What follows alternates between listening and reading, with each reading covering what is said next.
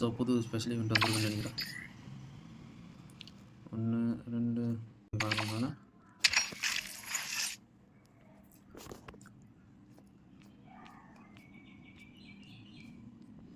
ரிவார்டை பார்த்துலாம். நம்ம எல்லாரோட ஈவெண்ட்டோட ரிவார்டையும் அப்போ நான் அந்த காரை வாங்கியிருக்கணுமே. இந்த ஒரு காரை வச்சு ஓட்டிடலாம், இன்னொரு காரை வச்சு போட முடியாது. ஃபஸ்ட் ஈவெண்ட்டில் எப்படியோ உள்ளே வாங்கிடுவேன். செகண்டு நோய்க்கிற யூஸுக்கார எல்லா அமௌண்ட்டு டோக்கனு இதுலேயும் எப்படியோ ஓரளவுக்கு வின் பண்ணுறோன்னு வச்சுக்கோங்க. நாளைக்கு ஆல்ரெடி இன்னொரு கார் கொடுத்துருக்காங்க. இன்சூரன்ஸு டோக்கனு மணி இதில் எதுவும் கிடையாது. ஃப்ரீ ட்ரை தான் கொடுத்துருக்காங்க, பிரச்சனை இல்லை, விளையாடிடலாம்.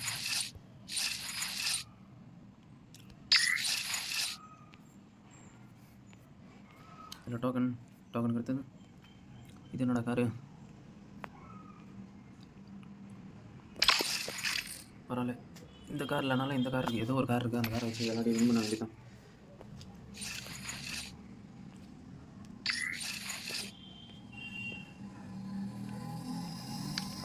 ஓப்பன்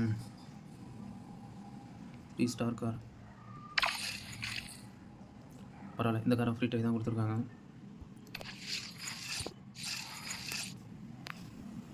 அடுத்தது காரு ஃப்ரீ ட்ரை தான் இருக்கும்.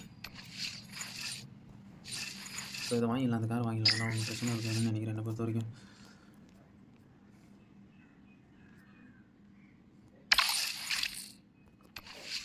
அதுக்கு ஆல்ரெடியாக இன்னொரு கார் கொடுத்துருக்கறதுனால என்னால் விளையாட முடியும். அதுதான் 50,000 55,000 35 டோக்கனு. எஸ் லெவல் ஃபிராரி காரு மறுபடியும் இதையும் ஓரளவுக்கு விளையாடிடுவேன்.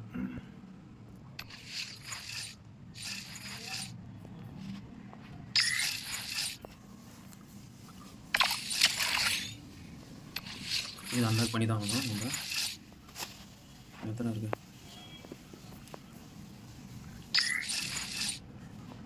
என்ன 50,000 அவ்வளோ.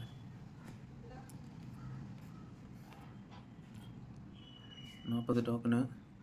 மாஸ்டர் கார்டு ஒன்று கொடுக்குறாங்க, இம்பார்ட்டன்ட் பார்ட்டு.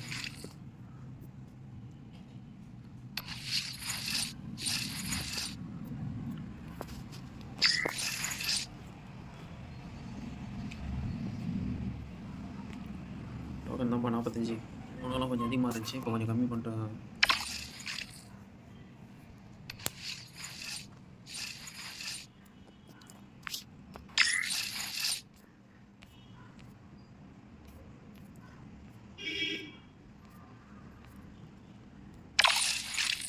இந்த காரையும் விளையாண்டுலாம் நான் வின் பண்ண முடியுமான்னு தான் தெரியல.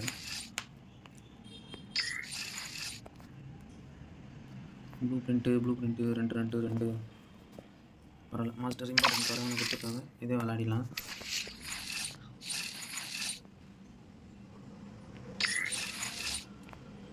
$60,000 $90,000 2 ப்ளூ பிரிண்ட்டுக்கு 1 2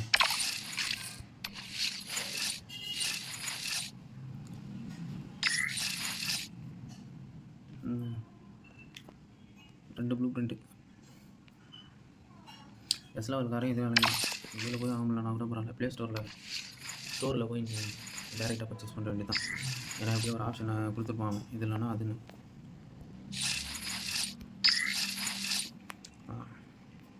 சரி, ஃபஸ்ட் ஈவெண்ட் விளாட்லாமா?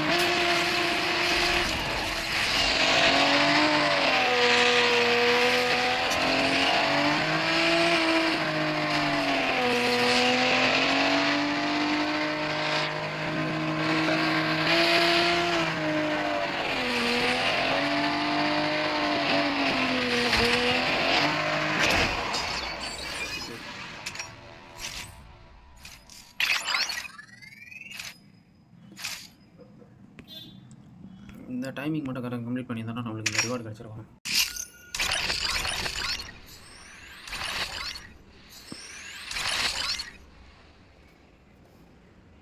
பரவாயில்ல, 30,000 25,000 பெரிய அமௌண்ட்டு தான்.